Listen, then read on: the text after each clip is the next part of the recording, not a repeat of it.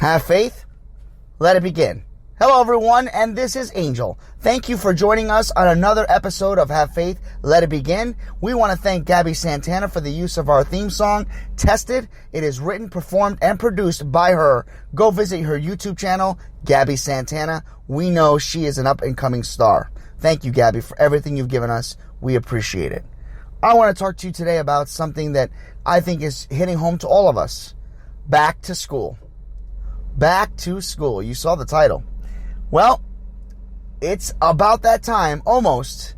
We're getting close to it. We're in the middle of the week there, and gosh, I can't believe we're already on the 23rd, 24th of August already. Oh my goodness, I can't look at my date because I'm driving to work like all of you are doing. But it's amazing. Back to school. And it got me thinking. I saw these commercials and they're like, they're back, and it's, school's coming around the corner and people are excited. They're showing those commercials of pencils and pens and paper. I'm just curious. I want to throw this out to all of you.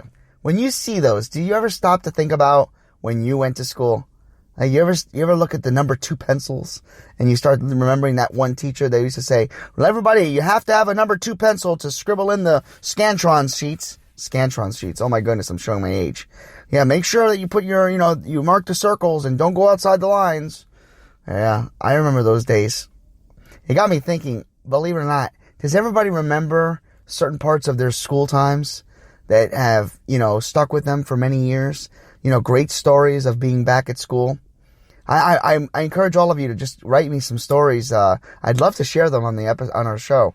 I had a couple stories that, I remembered, and I thought they were pretty funny. I actually remember walking up in kindergarten. I really do. I remember walking up and having that lump in my throat because I was leaving my mom. And I was such a mama's boy that, every time I would walk like 10 feet, I'd turn around and look at her and she'd wave at me. And then I would keep walking and then I'd turn back and she'd be waving. And then I would turn ahead and walk back and then all of a sudden I see her leaving and I'd start to cry. Yeah, I remember those days. I remember a student being brought into kindergarten and she didn't want to go and the woman was kicking and screaming and the mom had to literally just drop her off and run out of the room. And they had to shut the door and the kid was pounding on the door, screaming, and then all of a sudden, like 20 minutes later, the kid is playing and is having a great time and she forgot all about why her mom left her there. I remember, oh my goodness, I just remember so many stories of being back at school. I remember being picked to hand out the milk and cut the graham crackers. Probably not sanitary now that I think about it. We didn't wear gloves back then.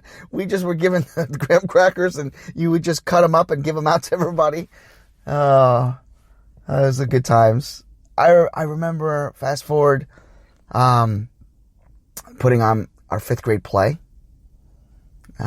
As I'm telling these stories, I know it's about me, but I have nobody to relate to other than me. And of course, my nieces and nephews and nephew, I should say, and their stories. But my point I'm trying to make about this episode is, as I'm telling you stories of my childhood, I'm only imagining that some of you are just sitting there thinking about your back to school moments. But there's a lesson here. You know me by now. You know that I tell you a story, and at one point there's a lesson to why I say back to school. The hidden message really here is, it doesn't matter how old you are to go back to school. It doesn't matter how many times you've attempted or how many times you've changed your major. You can always go back to school. I was involved in a relationship for many years prior to my wife where the individual kept telling me that I would never go back to college because I would never amount to anything. And that stuck in my head. And I put my career ahead of my college first until the time came when I felt it was a goal that I needed to achieve. So when I went back at the age of 29 to 30, I had an anxiety attack on my first exam because I failed. And I really felt like that person was sitting in the driver's seat with me laughing and looking at me and giggling and saying, I told you couldn't do it. I almost quit then.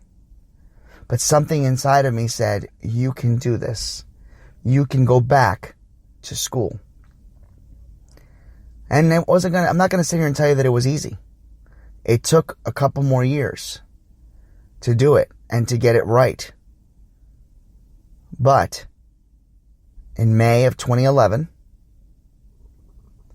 I finally graduated from college. And anyone that tells you that you can't go back to school, anyone that tells you that you don't have the capability, that's just not true.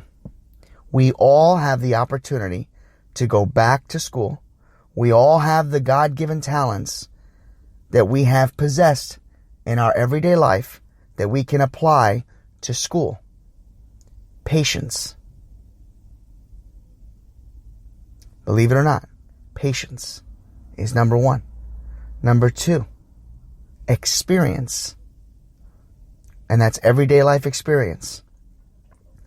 And number three, the want and the will to achieve a goal. I know that sounds really corny because it's like really easy words, but it's the truth. You have to want and you have that will, the drive to want to achieve that goal. Now, some of you financially maybe can't actually go to school. I know at one time I had that problem. There are different programs out there that allow you to do that. Maybe some of you can't do it because you have a family and you don't have that extra time to go back to college. Hey, I hear you. At one point, I was taking one class a semester. One class. Which, yeah, some of you would say, well, my God, that would take me forever. You know what? It did. It did, because I graduated in 97 and finally of high school, and I finally got my degree in 2011. You just have to have patience. You have to have that will, that drive to succeed. You have to have faith so you can let it begin. And that's what this show's all about. It's talking about topics, issues that we will deal with on an everyday life that we can say we can accomplish no matter what obstacle is in front of us. I want to leave you on a story. I talked about going back to school. And one of the things that happened to me was when I went back to school, I inspired other people at my age to do the same. So not only was I achieving a goal personally of my own, I was inspiring others to do the same. If you have a child that's going back to school, if you have a nephew, a niece, a friend's child, and you see them with the smiles on their faces, moving forward, and you want to be them, you can be them. You will be them. If you take one class, if you take one step, you will feel better about it. Does it mean you're going to finish in 2 or 5 years? Maybe. Maybe not. Give it a try. It's worth it. Here's the story. I was, oh my goodness, I was struggling with math for the longest time. And it was the last class that I needed to pass. I kept failing it. So it delayed my graduation over and over and over again. I just kept failing it and failing it. Finally, I made a choice to walk into my manager at the time. It was working at a roadside assistance. I'm going to mention her name and I'm going to tell her that I'm bringing her up in this story. But yes, her name was my boss, Joni. And she knew that I had this drive to succeed. And she was kind enough to alter my schedule so that I could take a weekday off, which was basically a made-up schedule, so that I could study more at a math lab.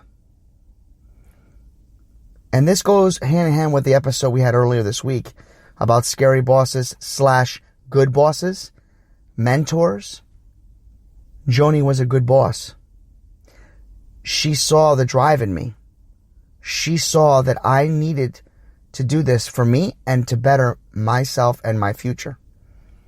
And by her enabling me to change my schedule, by her helping me, I was able to achieve my goal, pass math, and get my degree. There are so many people that were influential in my passing, from my wife to my sister, to my friends, to my tutors in the math lab.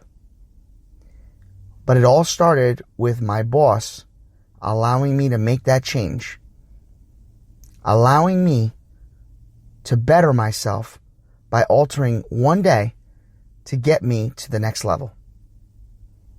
And for that, I will be eternally grateful. So to Joni, I thank you for that.